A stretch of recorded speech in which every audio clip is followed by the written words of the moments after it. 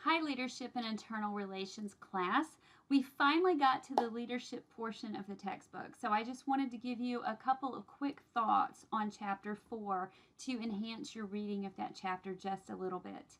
One of the first things I wanted to mention is the values manager role. The values manager role is when an internal communication person works to help foster, instill, define, and enhance the values within an organization. That's usually done starting through research to identify what the core values within the organization are, thinking about them strategically in terms of what the organization would like to enhance, and then, of course, building training programs, discussion programs, and means of enlivening and enacting those values on an everyday basis, such as bringing them into leadership team meetings, having them discussed as part of a person's annual review, and so on, so that the values in the organization are not part of a dusty manual or a sign hanging in the lobby that people become blind to over time.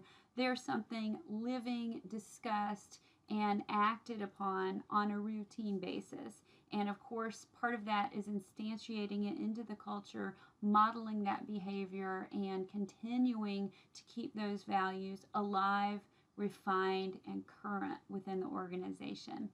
The next is the best practices part of the chapter. I wanted to just mention management by walking around here in addition to what's in the textbook. Management by walking around is an informal type of research. It's invaluable to us because it helps us understand what people are thinking about, talking about, and concerned about in our organizations. Therefore, we can communicate more effectively on those matters. So the best practices in this chapter are for us, the chief communications officers, internal communication managers.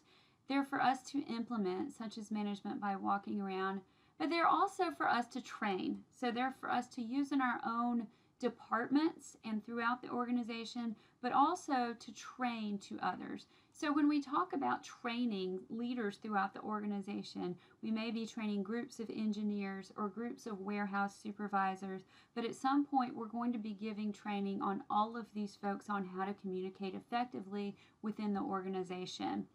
And then finally, we also might have to communicate upward in the organization. So we may have to educate our leadership team or our chief executive officer on the vital role of internal communication and what we can do to help enhance organizational effectiveness.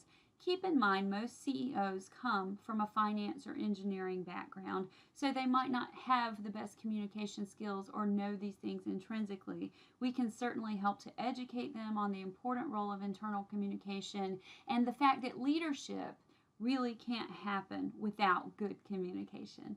So thank you for watching. I look forward to chatting with you soon. Bye-bye.